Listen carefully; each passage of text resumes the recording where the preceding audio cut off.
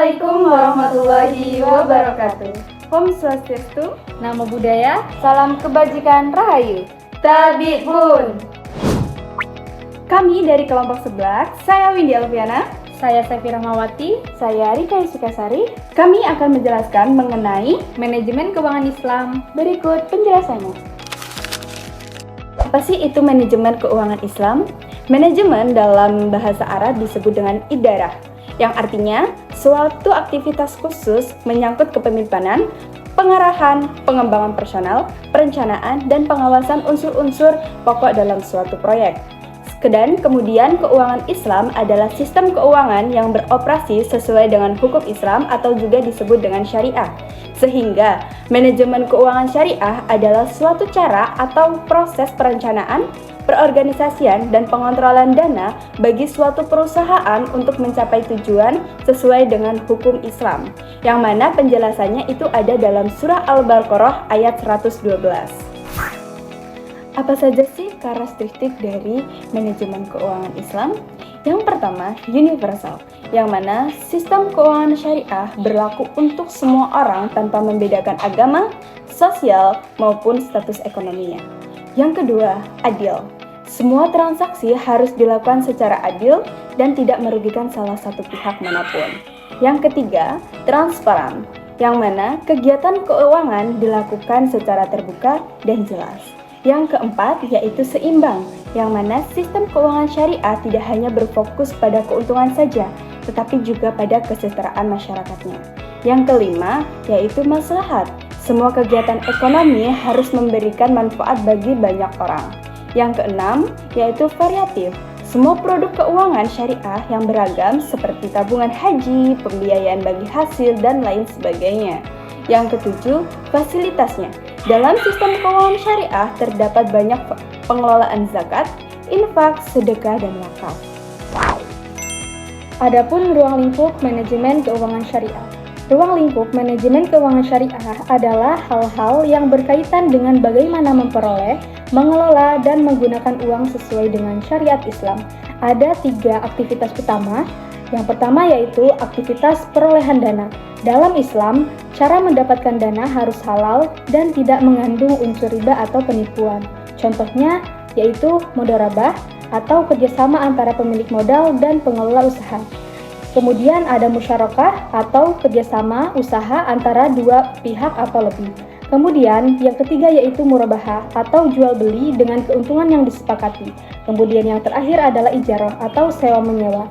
Jadi intinya modal harus didapatkan dengan cara yang halal dan sesuai dengan syariah. Yang kedua yaitu aktivitas investasi dana. Setelah mendapatkan dana, langkah berikutnya adalah menginvestasikan atau mengembangkan uang tersebut. Dalam Islam, investasi harus memperhatikan beberapa hal, yaitu investasi harus dilakukan pada usaha yang halal, kemudian bisa dilakukan melalui lembaga keuangan syariah seperti bank syariah dan reksadana syariah.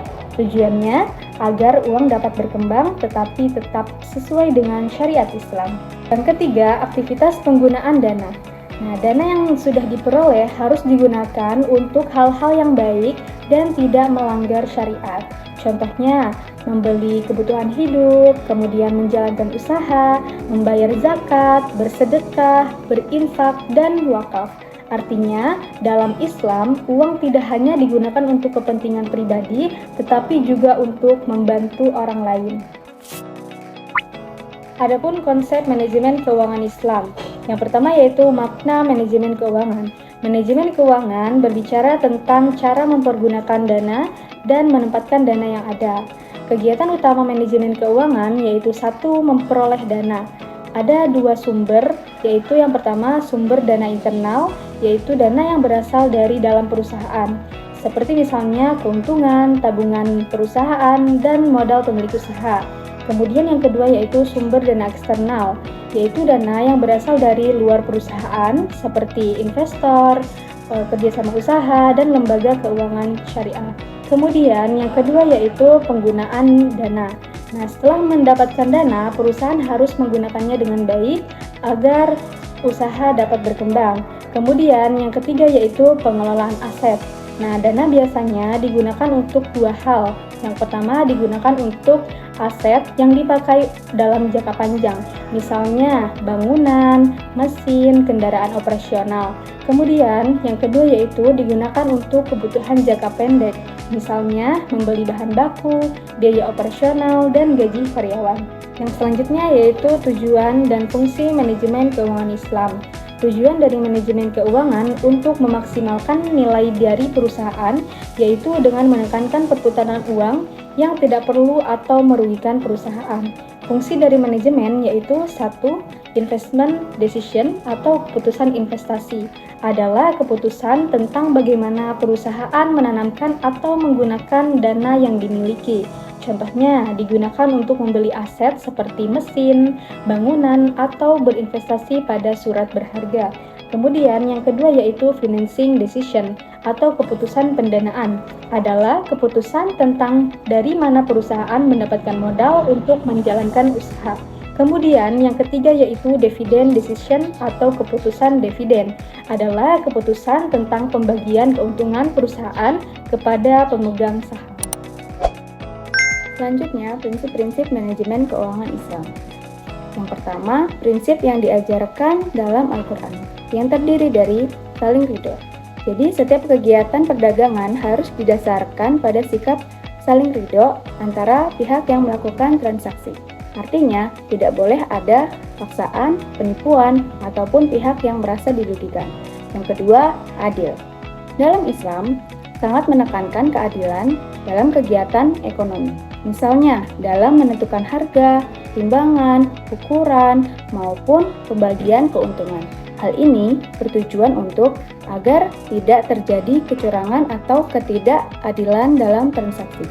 Yang ketiga, kasih sayang. Jadi, dalam kegiatan ekonomi tidak hanya berorientasi pada keuntungan pribadi, tetapi juga harus memperhatikan nilai kemanusiaan seperti saling membantu, kasih sayang, mempererat tali persaudaraan. Yang keempat, usaha yang halal. Dalam Islam, kegiatan investasi maupun perdagangan tidak boleh dilakukan pada usaha yang dilarang oleh syariat, seperti bisnis yang berkaitan dengan narkoba, pornografi, atau aktivitas yang merusak moral. Produk yang diperdagangkan harus halal dan baik. Yang kelima, tidak riba. Riba ataupun tambahan yang diperboleh secara tidak wajar dalam transaksi pinjaman sangat dilarang dalam Islam. Oleh sebab itu, sistem keuangan syariah tidak menggunakan bunga seperti dalam sistem konvensional. Dan yang terakhir, tidak lalai dalam ibadah.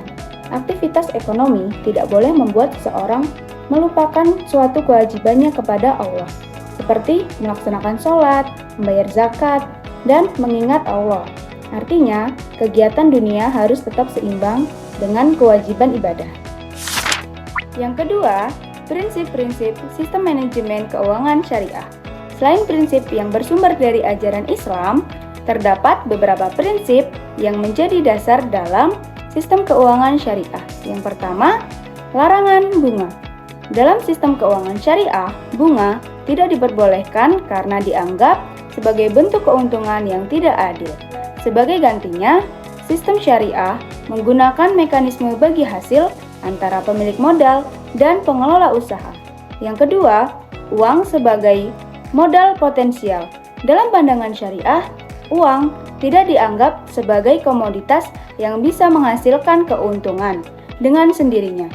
Uang baru dapat menghasilkan keuntungan jika digunakan dalam kegiatan usaha yang produktif. Yang ketiga, berbagi risiko. Keuangan syariah menerapkan prinsip pembagian risiko antara pihak yang terlibat dalam suatu usaha. Artinya, keuntungan dan kerugian ditanggung bersama sesuai dengan kesepakatan. Yang keempat, larangan spekulasi. Islam melarang transaksi yang bersifat spekulatif. Yang keempat, larangan spekulasi. Islam melarang transaksi yang bersifat spekulatif atau mengandung ketidakpastian yang tinggi, seperti perjudian atau praktik yang hanya mengandalkan untung-untungan. Yang kelima, kejelasan dan kesucian kontrak. Setiap perjanjian dalam transaksi itu harus jelas, transparan, dan disepakati bersama. Hal ini bertujuan untuk menghindari kesalahpahaman serta mencegah terjadinya kecurangan. Yang keenam, aktivitas harus sesuai syariat. Setiap kegiatan investasi atau bisnis harus sesuai dengan ketentuan syariat Islam, baik dari segi produk, proses, maupun tujuan usahanya. Dan yang terakhir, mewujudkan keadilan sosial.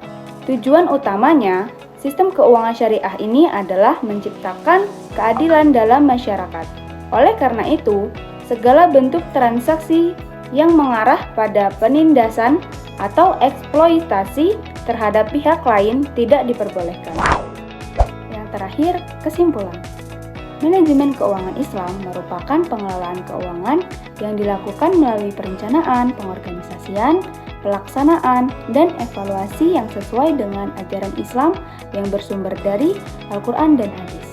Pengelolaan ini bertujuan untuk memperoleh hasil yang optimal, menjaga penggunaan dana agar tidak merugikan, serta dilakukan untuk mencapai keridhaan Allah Subhanahu wa Ta'ala. Manajemen keuangan syariah juga merupakan sistem pengelolaan keuangan yang berlandaskan nilai-nilai Islam. Sistem ini tidak hanya menekankan pada pencapaian keuntungan, tetapi juga pada keadilan, kejujuran, serta keberkahan dalam setiap transaksinya. Itulah penjelasan mengenai manajemen keuangan Islam. Sekian dari kami. Wassalamualaikum warahmatullahi wabarakatuh.